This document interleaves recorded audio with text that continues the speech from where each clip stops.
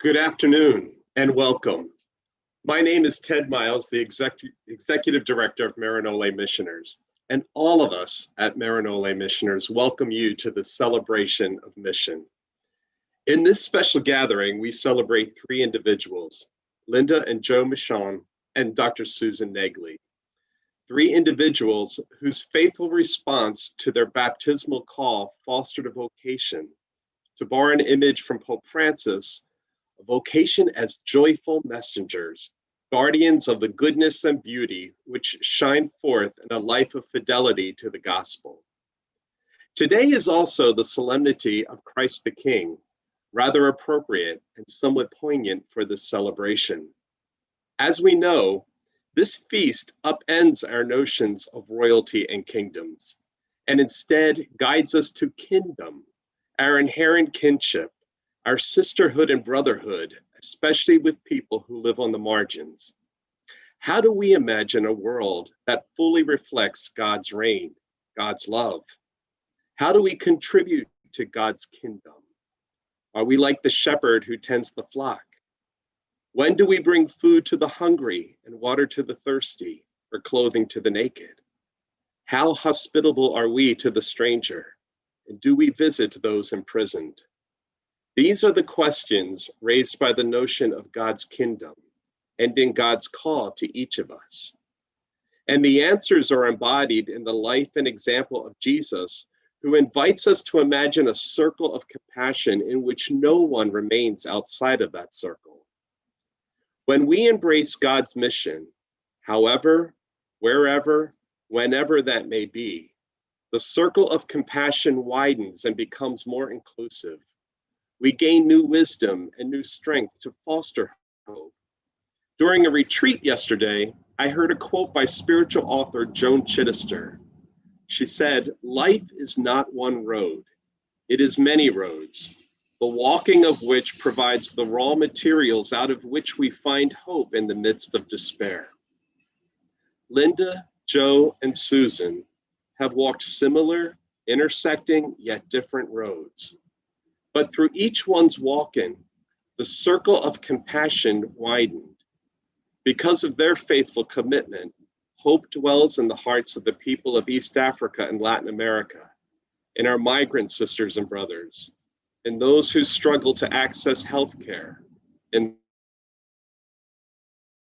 the refugee. As with their examples, our hearts can still sing of hope. And so as we begin this celebration, we pray in thanksgiving for them and the ever-widening circle of God's love. And invite you to just join me in silence, remembering that we are now and always in God's holy presence. God, lover of life, lover of all lives. God, lover of all that exists. In fact, it is your love that keeps us all alive. May we live in this love. May we never doubt this love. May we know that we are love, that we are created for love, that we are a reflection of your love, that you love yourself in us. May we never doubt this deep and abiding and perfect goodness. We are because of you. And for that, we say amen. And now I'd like to turn it over to our Director of Mission, Marge Humphrey. Thank you and welcome everyone. You know, a number of years ago, the late Maryknoll Father John Conway said to me, "I wish everyone truly understood the collective talent that we have in our lay missioners. We have been blessed with so many genuinely remarkable people." I couldn't agree more. It's my great honor today to be with you to celebrate three of these very gifted and committed people: Joe and Linda Michon, who are receiving the annual Bishop McCarthy Spirit of Mission Award, and Susan Nagele, who is retiring next month after 36 years as an active Maryknoll missioner. Our Spirit of Mission Award is in honor of the late Bishop John McCarthy of Austin, Texas, who was a vocal advocate of mission as well as of Maryknoll missioners. Throughout his lifetime, Bishop McCarthy consistently espoused numerous justice issues, from marching with Dr. Martin Luther King at Selma to supporting the rights of migrant farm workers. Embedded deeply in his heart was his particular commitment to work for the rights and dignity of migrants and refugees. This cause was one of his hallmarks. In the late 1960s, he helped found the Catholic Campaign for Human Development. In the midst of a nation coming to grips with systemic poverty and racism, it provided a means for local communities to fund self-help programs and hold civic leaders accountable for community improvements.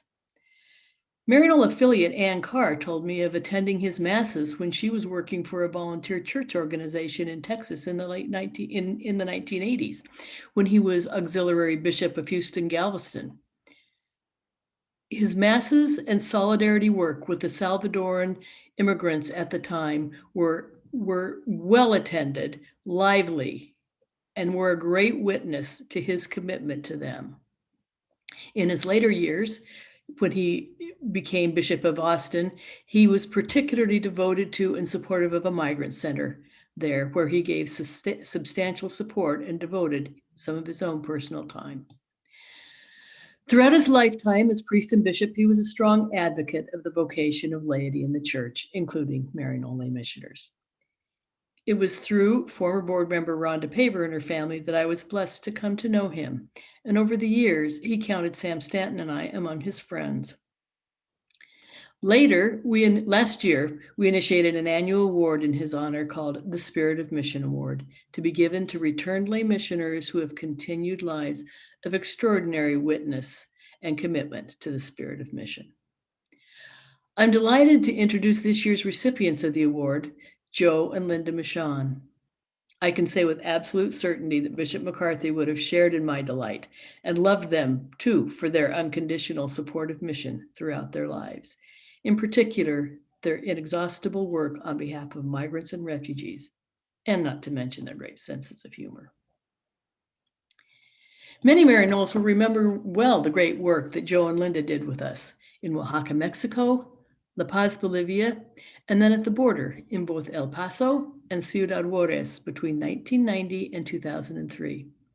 Joe is an ophthalmologist and Linda a teacher, but first and foremost, missioners, as an inspired team working to improve the lives and health of those they encountered, those who had little access to eye care. Great missioners and great people too.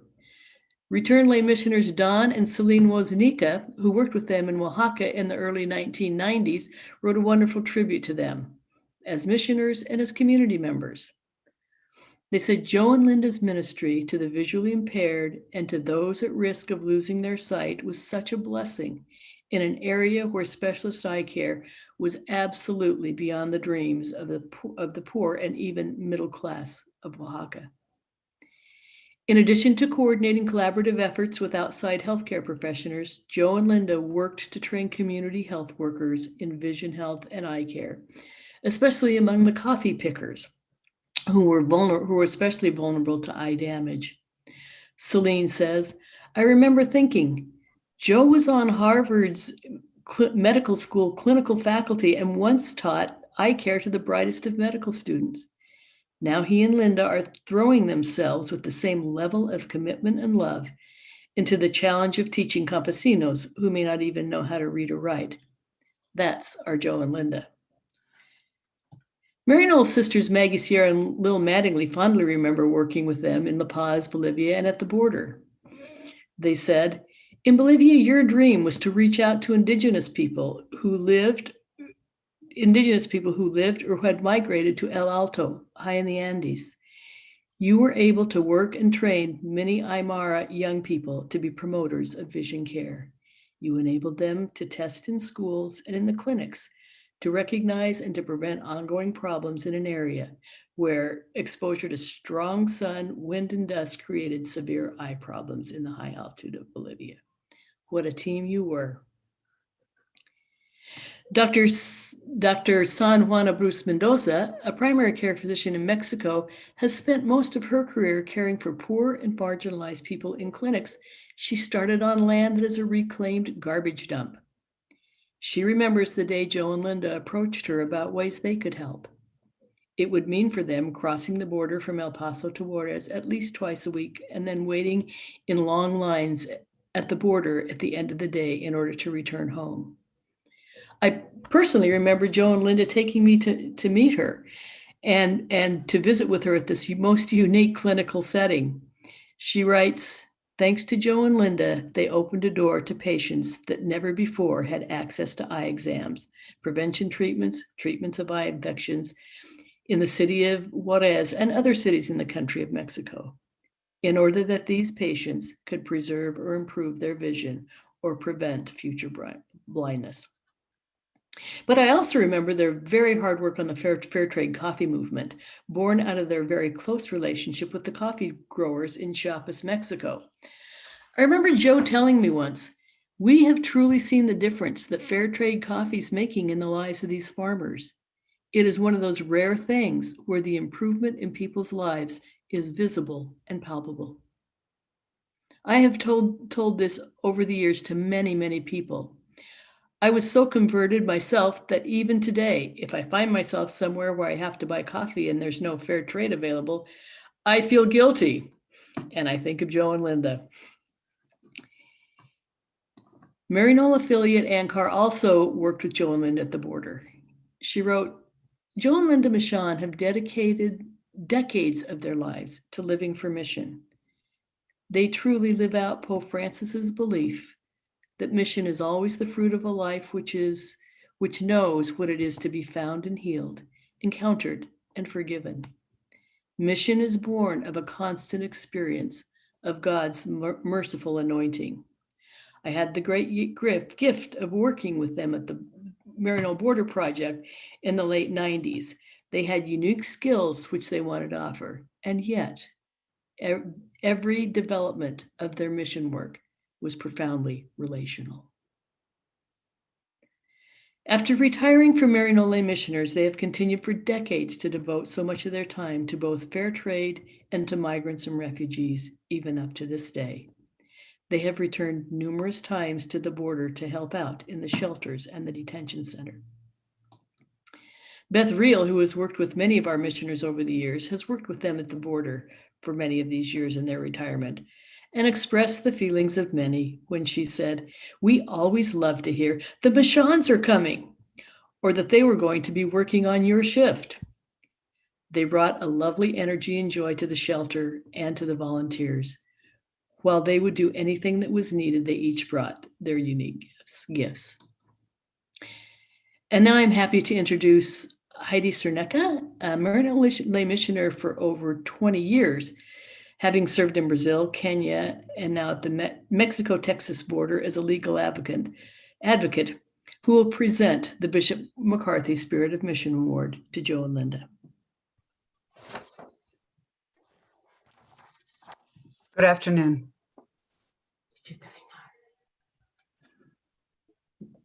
I want to start by congratulating also Susan Nagele, with whom I had the privilege to work in Kenya.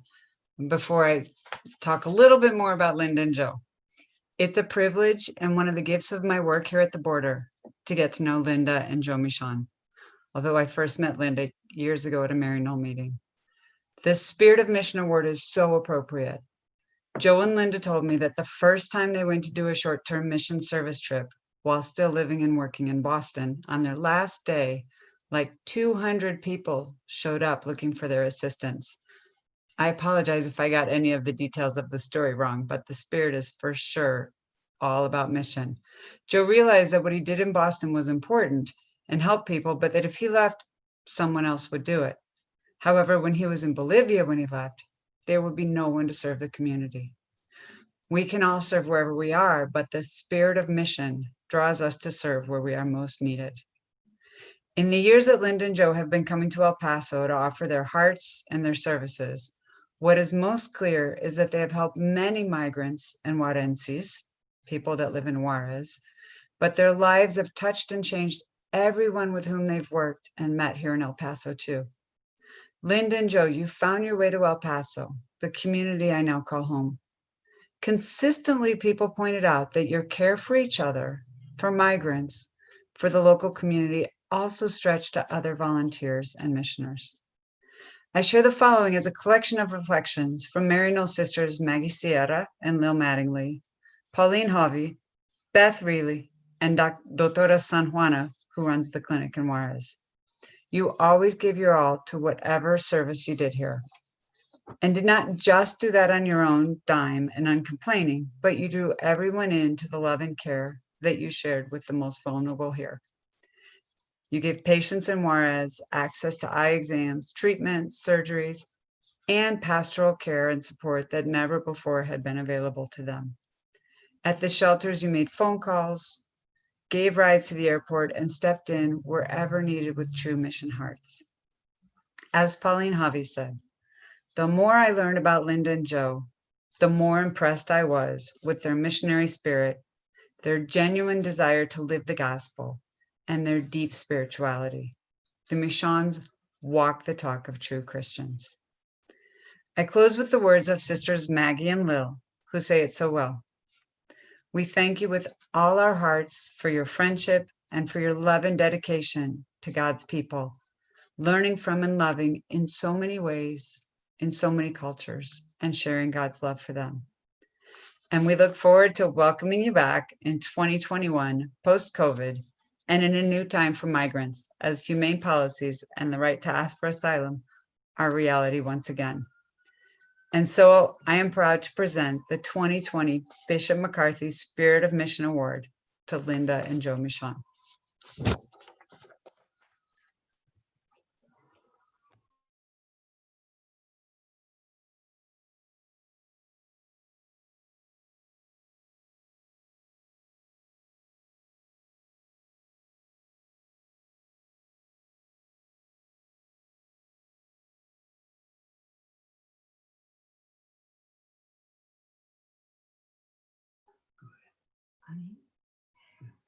When Joe and I were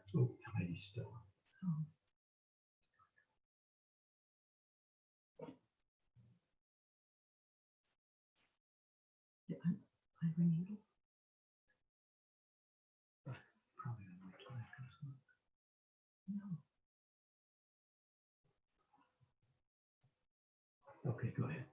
Wow, that is really humbling. Thank you so very much to everybody who put all that together. When Joe and I were first exploring the idea of joining Maryknoll, our friends asked, why would you want to leave your family and friends to go live in a strange place you don't know? Our answer was to find God by walking with others. Of course, the surprise was that the others soon became the we, the us. Living and working alongside of rural health promoters, people who had little formal education, but who are true leaders in their communities, opened for us a new way to see how much alike we all are at the core, at that inner place where God lives. That is the real gift that Maryknoll has given us. So thank you, Maryknoll. But the gift of seeing God at the center of everything has to be used. And that is why being a missioner every day here in the US is so important. The simple act of making fair trade a part of daily life, starting the day with a cup of fair trade coffee, puts us in real contact with the farmers who grew that coffee, get a fair wage to feed their families, and stay on their land, not needing to migrate. This daily cup of fair trade coffee led us to bring fair trade into the lives of others in our community in the US, working with store owners to offer more fair trade options, working with our town and local churches to help people see the very real connections that we have with farmers and artisans throughout the world.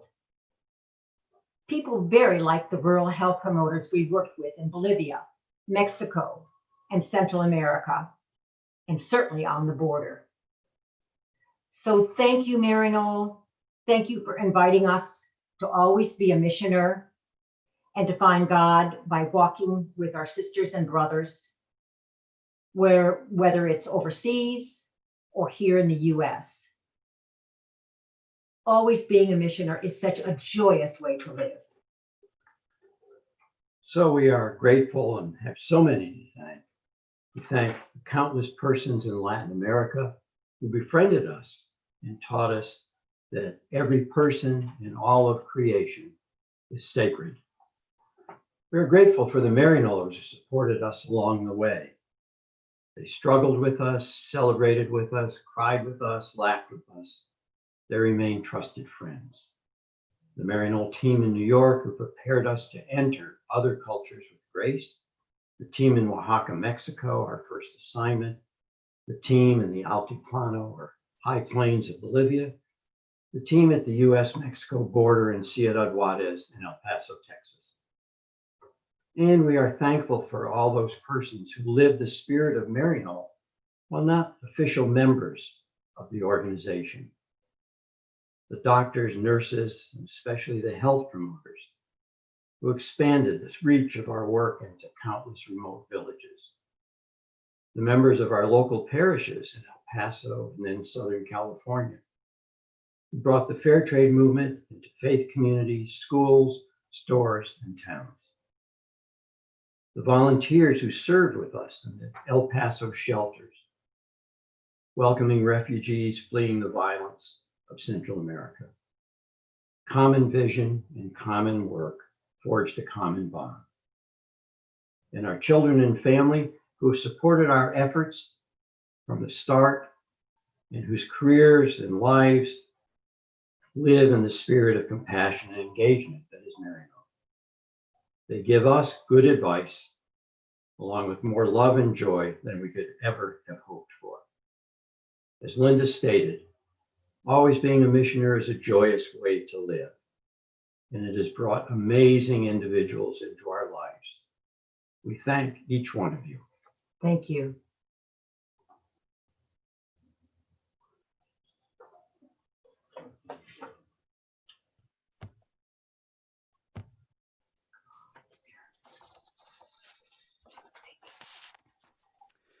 Thank you, Joe and Linda. We're clapping from here, although you can't hear us.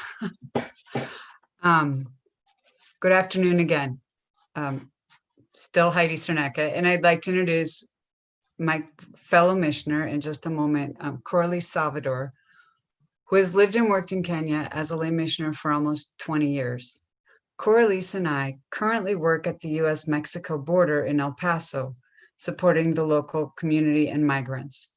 We're going to give you a brief overview of our ministry at the border, so appropriate for Linda and Joe, and the current reality here in El Paso. Good afternoon to all of you and greetings from El Paso. Congratulations to Joe and Linda in recognition of their spirit of mission. To Susan, I'm grateful for the opportunity to have lived and worked with you in the Archdiocese of Mombasa. Susan, many blessings as you start your retirement. In El Paso, various communities are working together in service to immigrants, including migrants, refugees, and asylum seekers. The diocese is most active, as well as the Maryknoll family, consisting of 3 Maryknoll sisters, 2 Maryknoll priests, and 2 lay missioners. Heidi works with Las America, a nonprofit dedicated to serve the legal needs of low-income immigrants, migrants. They have provided representation to more than 30,000 migrants in El Paso since 1987. I'm a community worker at a shelter where Linda and Joe also served, serving asylum seekers, migrants who were released from detention centers or the hospitals due to their accidents crossing the border or injury sustained falling from the wall. At the shelter, we provide them a homey atmosphere where they are respected and treated like members of family. They literally come to us with just the clothes on their back and a plastic envelope containing their release documents. We provide each one with quality care, nourishments, clothing, and supplies as needed. When they leave us, they're grateful and with renewed spirit, ready for their final destination in the States. As Jesus said, I was a stranger and you welcomed me. November 2020. Migrants are still coming despite everything, much due to persistently severe violence in Central America and Mexico, climate-related crop failures, the economic depression of COVID-19. We see the people who are asking for asylum. In the meantime, more than 7,000 detained migrants have tested positive for COVID at a time when the courts, medical professionals, and advocates support releasing all but the few who could pose a security risk if released. Unfortunately, the current reality is deportation and removal at any cost. The cost of our own self-respect and dignity as a nation, as we separate families, as we meet those who have fled violence in their home country and come with the understanding that they had the right to ask for asylum.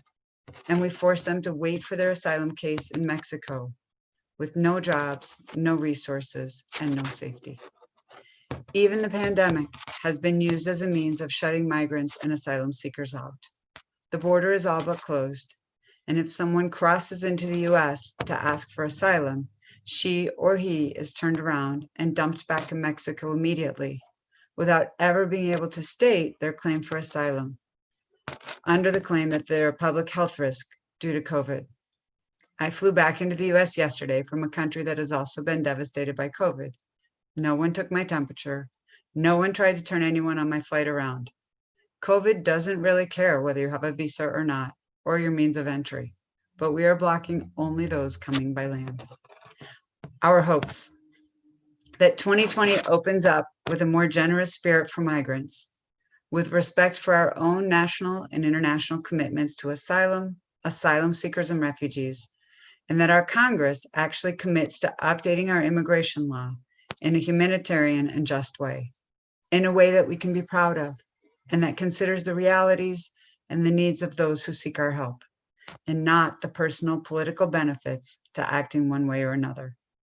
We hope that migrants and asylum seekers are once again welcome at our borders, and that our ministry in the El Paso Juarez community thrives as we support the migrants and our local partners and community. And now I hand it back to Marge Humphrey. Thank you.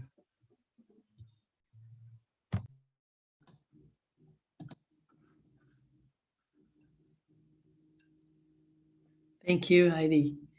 I think we live in a time when we all crave to hear good news, to hear about people and events that speak to hope and to healing. So now we're able to continue with another story to tell, and that is the story of our lay missioner, Susan Nagele, who is retiring next month after 36 years. I'm blessed today in that the person I honor in retirement is a dear friend for over 33 years, and the person with whom I have lived and worked in mission longer than anyone else. Susan came to Maryknoll Lay Missioners in 1984. She was the first Africa lay missioner to welcome me back to welcome me back in 1987. Susan gave her life fully and equally to the people of each place, Tanzania, Sudan, and Kenya.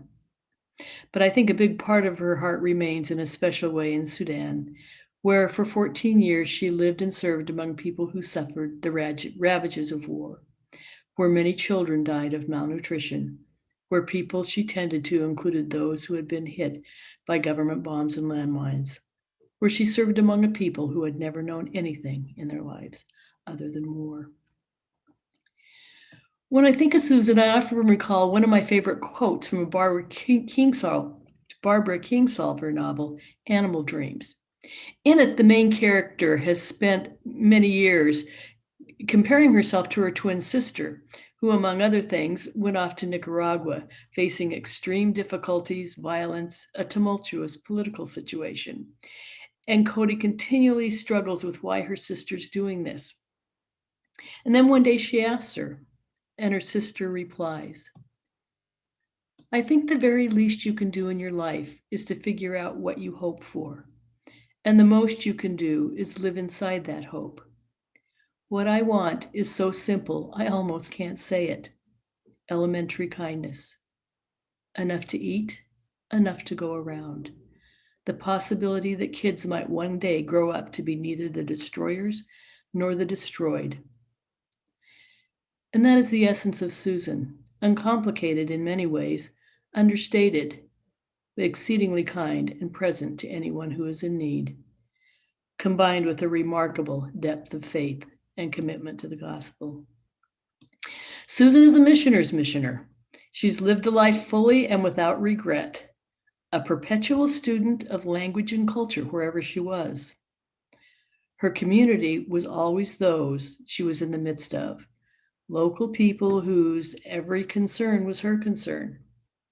It was essential to her as well that she pray with them, worship with them as part of their spiritual communities. I have so many stories I could tell you about Susan, but I have one that is particularly meaningful to me. And it begins one day when we were working in one of the camps for displaced people in Sudan. And suddenly the Khartoum government began bombing the civilian camps. We were working in our makeshift mud and thatch hut health center when the bombs hit, and right away, people began carrying in the wounded by the dozens. While Susan was in one room trying to save a man whose leg had been blown off, I was tending to some of the lesser wounded, including a man who was injured but seemed quite stable. After a few minutes, I turned from him to tend to others, particularly a woman and child who had been hit by shrapnel. Half an hour later, when I returned to check on the man in the bed was empty.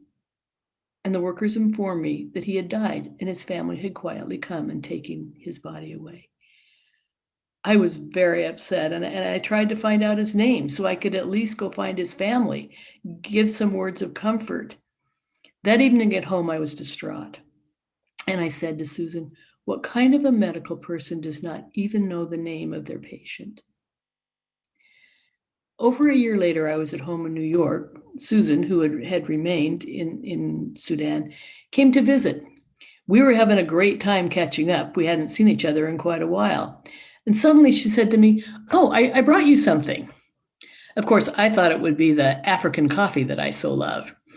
But she pulled out of her bag a small stained index card bearing a name. This is the man you cared for in the camps that day of the bombing. One of our workers found his registration card later on. I thought you might like to have it, to know his name. Well, in the midst of all that, we had a few good laughs too. Like the time the village children came running to us to tell us that there was a huge snake in our vehicle. Apparently, it had gotten in when one of the workers was driving the Land Cruiser, was washing the Land Cruiser at what I used to call the Sudanese car wash. You just drive the car right into the river, open the doors, and start washing.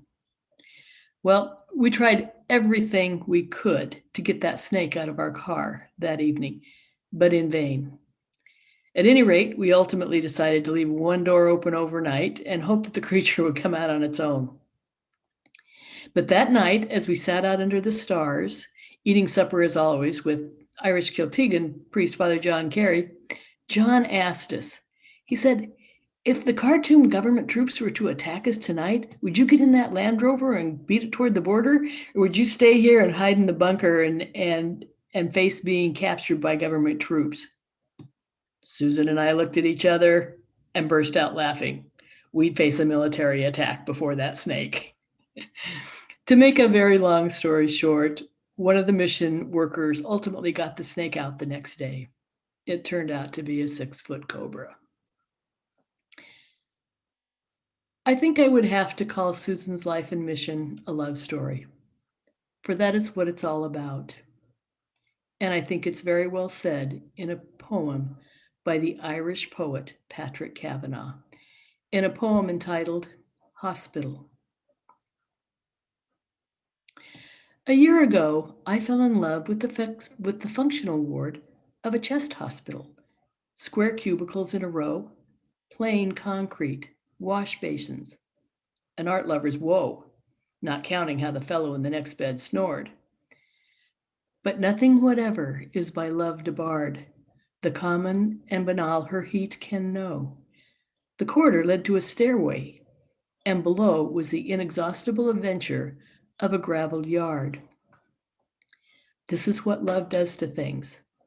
The Rialto Bridge, the main gate that was bent by a heavy lorry, the seat at the back of a shed that was a sun trap. Naming these things is the love act and its pledge. For we must record's love mystery without claptrap. Snatch out of time the passionate transitory. Thank you, Susan, for all that you have done. We are forever grateful. And now I think there are maybe a few people who would like to say something to you as well.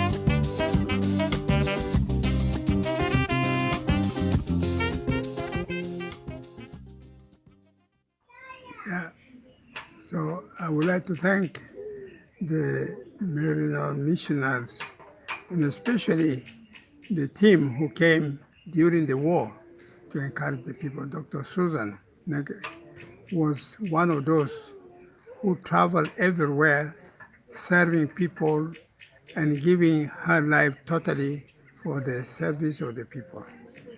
And as today we say, saints are always those who gave their life for Christ's sake. And Dr. Susan, I pray that the Lord give her more strength and maybe see her one day in Coron Peace Village. And thanks to God with all the sisters who have worked very hard on this country until independence of South Sudan came.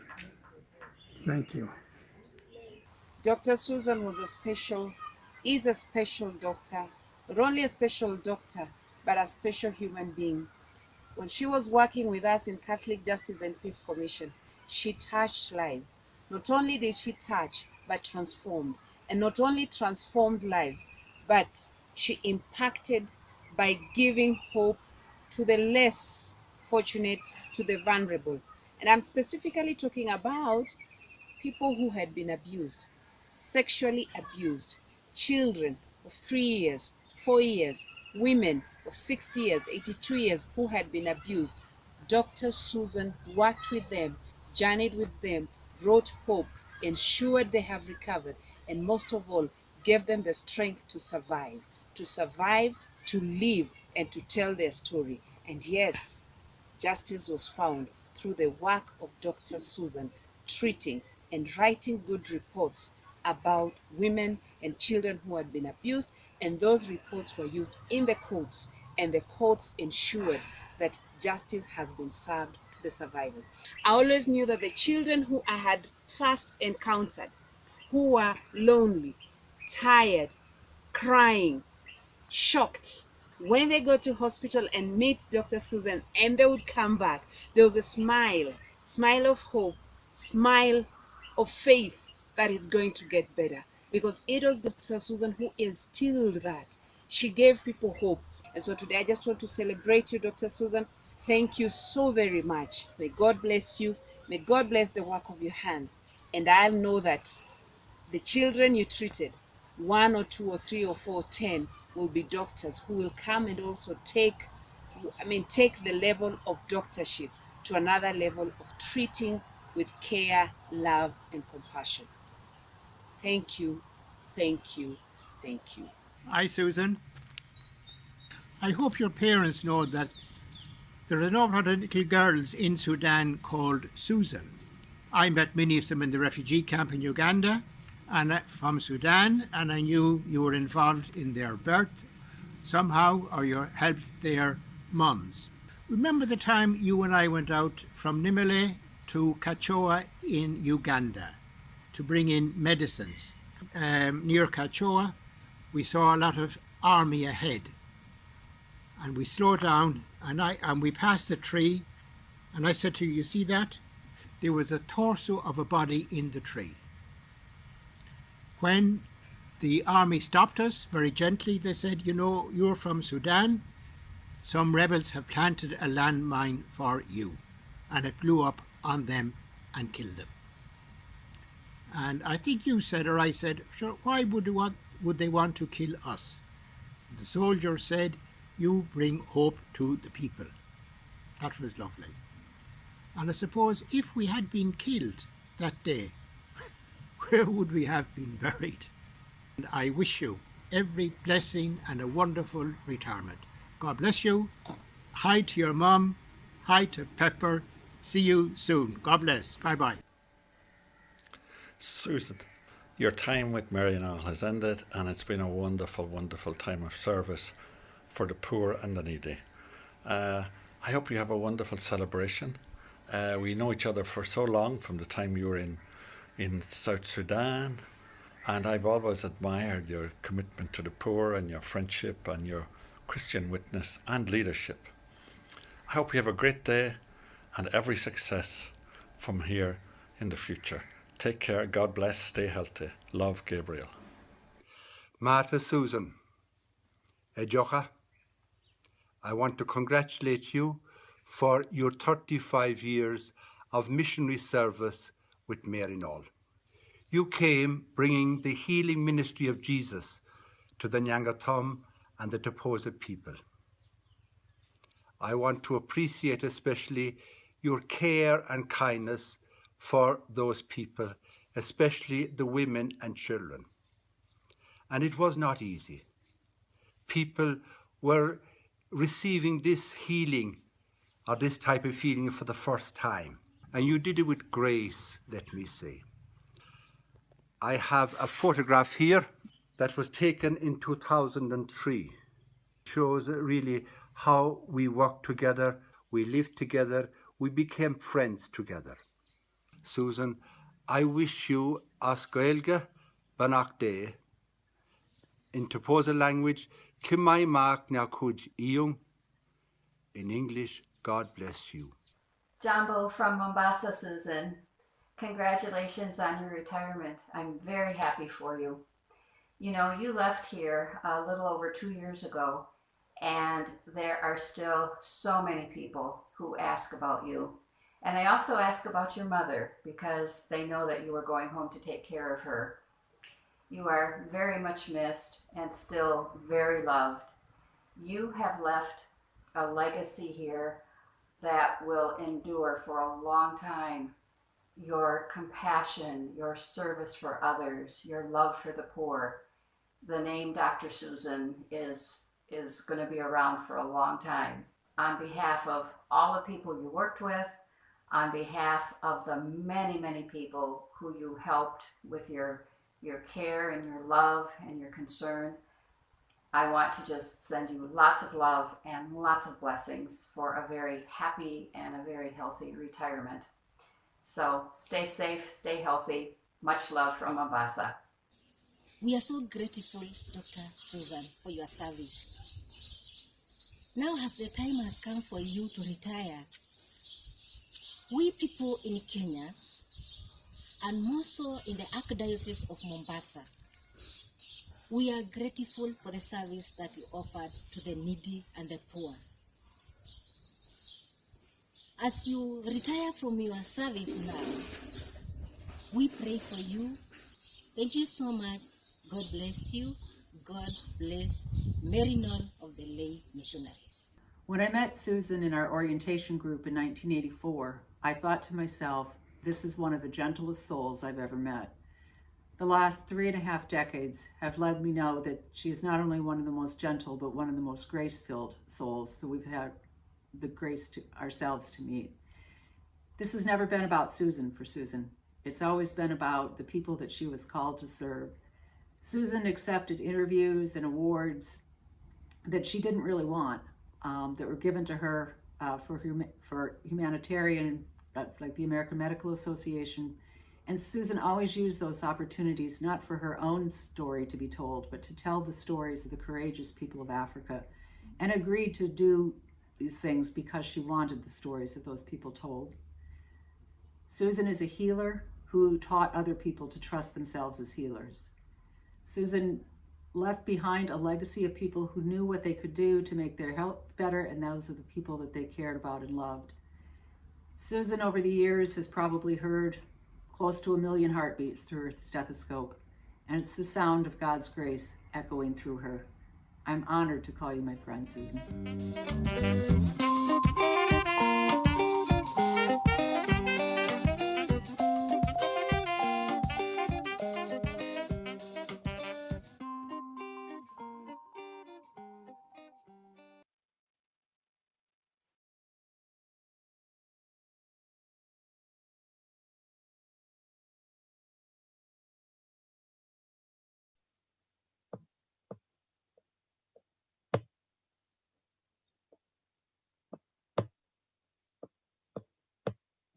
I'm here and I'm coming.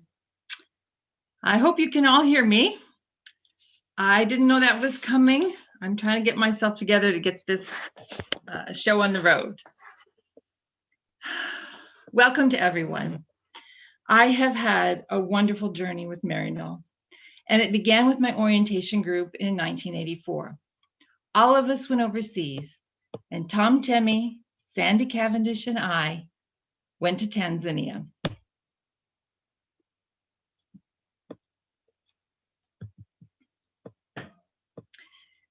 Whoops. Asante sana to God for sending me with Sandy right here. She was a nurse who had worked in Ethiopia. She'd run an ICU, a CCU. She taught me a lot, and we are very good friends.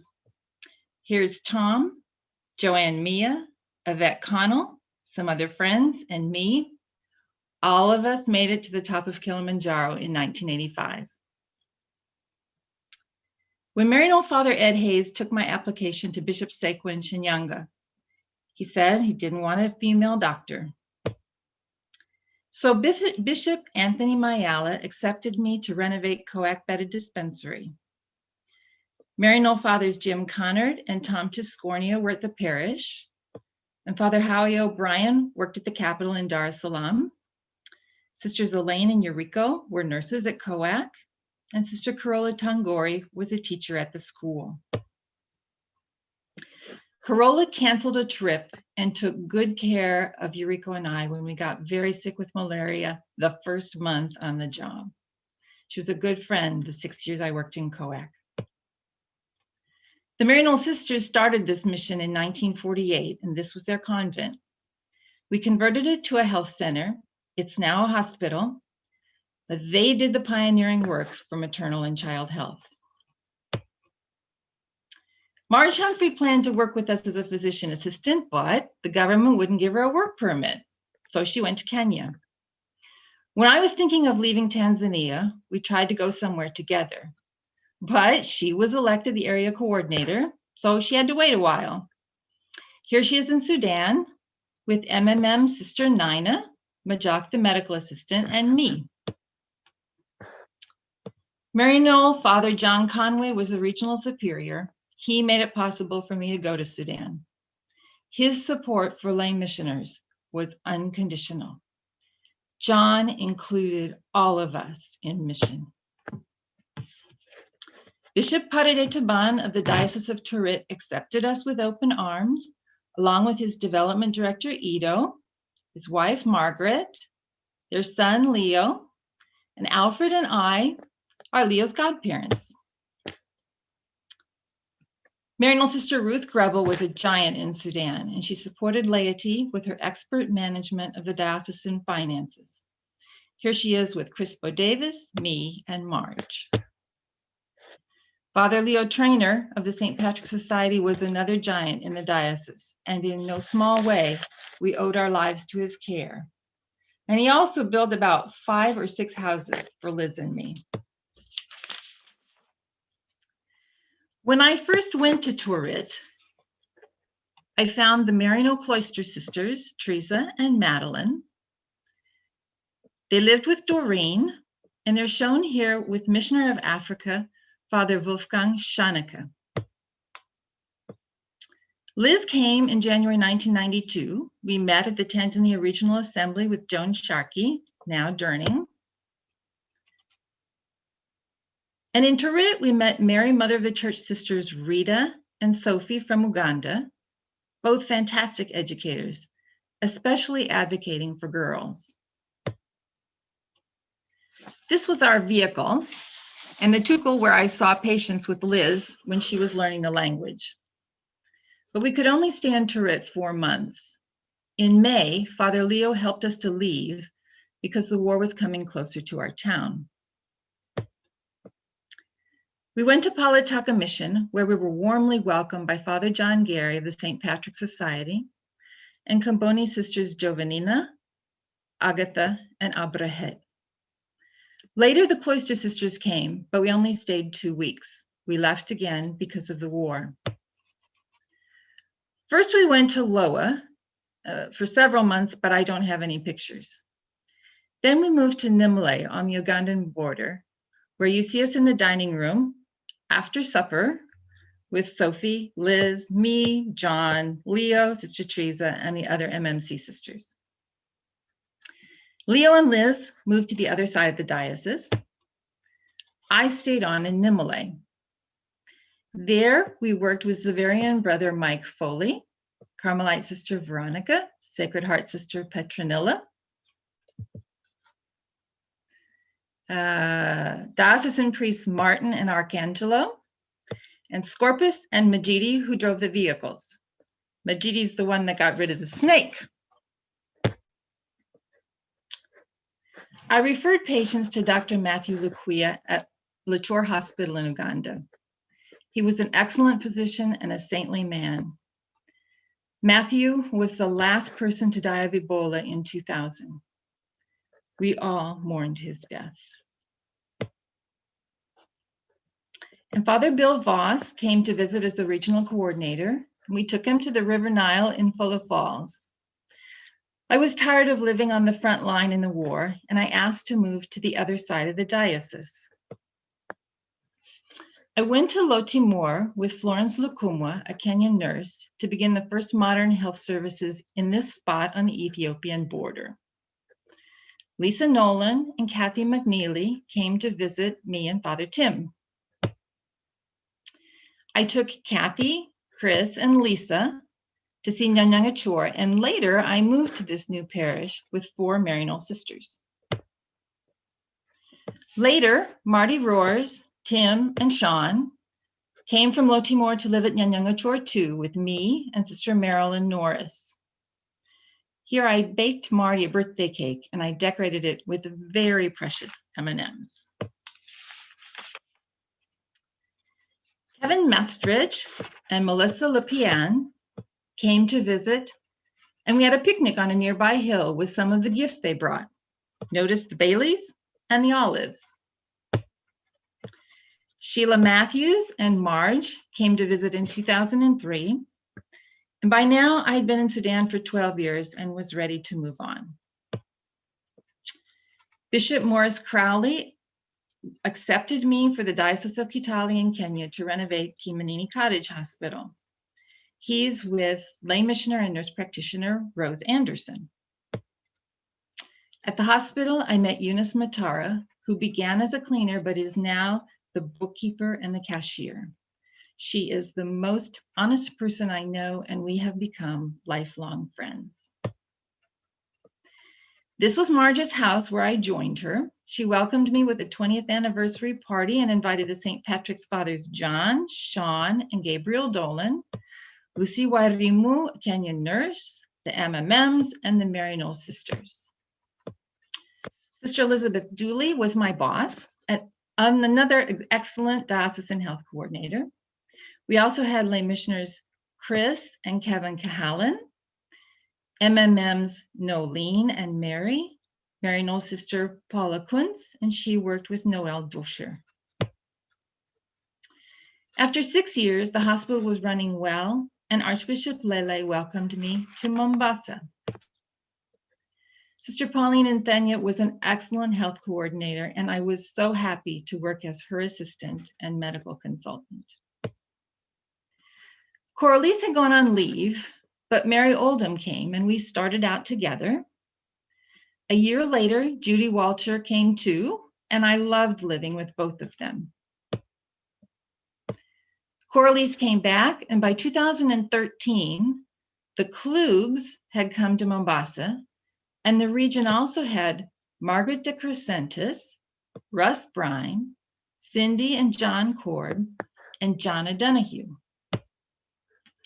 By 2015, most had moved on, but Tessa Villarus had joined us. And in Kenya, when it came time for me to leave in 2018, we welcomed Mike Garr and Kathy Flathoff. And as you know, Heidi and Coralise are now on the border. In Kenya, I did a lot of medical work, but I also made friends. I especially enjoyed mentoring young Kenyan women like Teresa Gacheru, she's a human rights lawyer, Juliet Odero, an educator, and unbeknownst to me, you have already met Immaculate Shamala, who works in women's development and human rights. So 2 years ago, I returned to Urbana, Illinois to care for my mother, Lenore, and to continue to work as a lay missioner. But now it's time to retire. Thanksgiving's coming up. The best turkey I ever ate was made by Susan, Nze, and Liz in Nimile in this metal saucepan over a charcoal stove. We ate it on the veranda of our little house with Maryknoll sisters Mary Ellen Mance, Joan Sovine, and Marilyn Norris, and all of our other friends in Nimile. I wish each of you a Thanksgiving that is equally joyful. It has been a fantastic journey. I am deeply grateful to everyone who's made it possible. And God bless you all.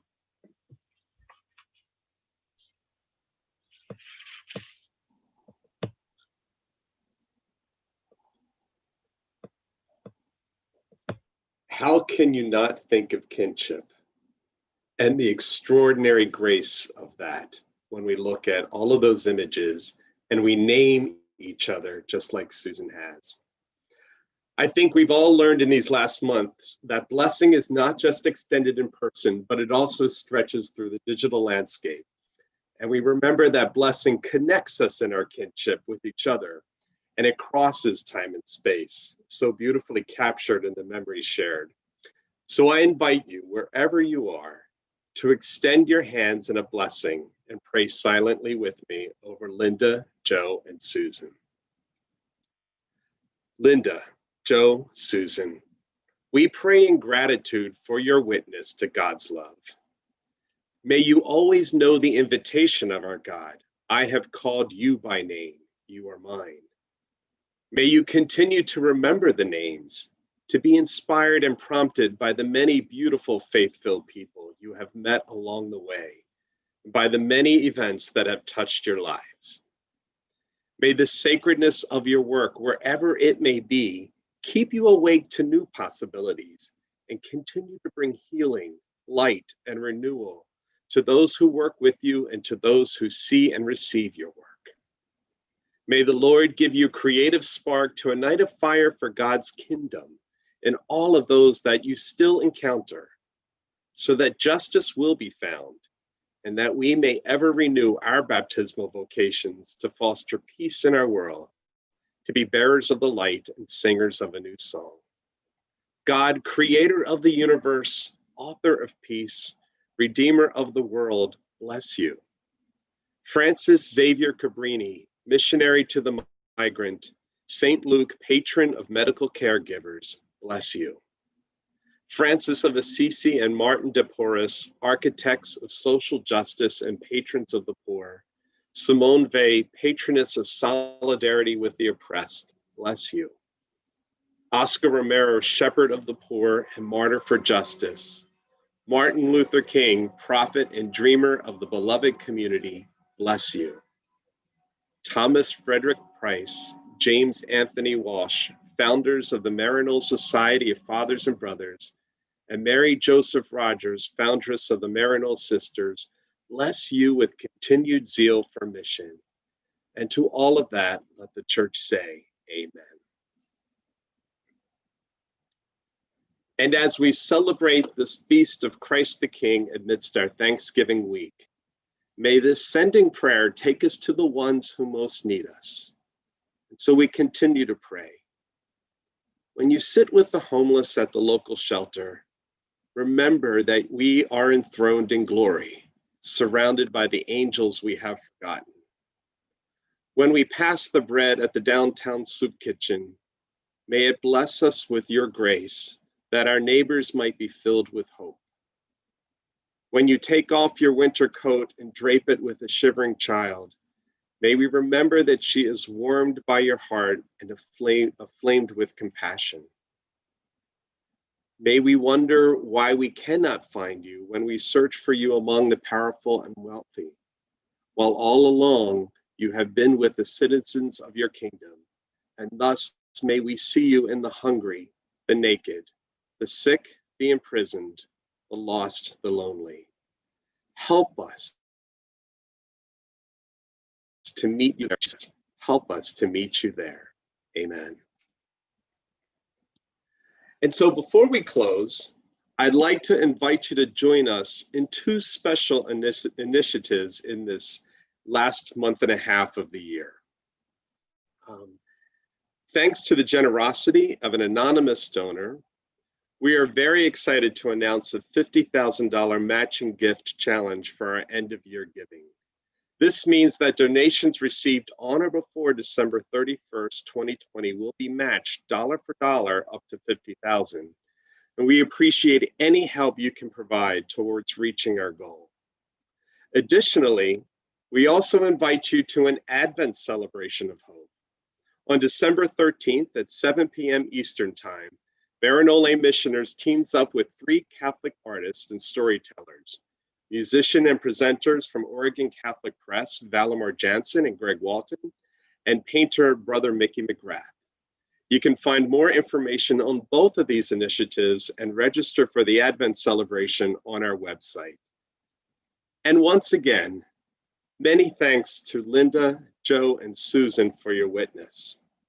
Many thanks to all who shared in this celebration, Marge, Heidi, Coralise, and to those who helped to organize it, Debbie Northern, Lupe Garcia, Karen Bordvet, Meinrad Shara Emens, and our Master of Technology, Chris Keaveney. And thanks to all of you for joining. Though this Thanksgiving may be very different from the celebrations we are accustomed to, may you find your heart still overflowing with gratitude for the goodness in our lives and in our world. And may your Advent season surprise you with hope and wonder as we watch and wait. Blessings to all of you.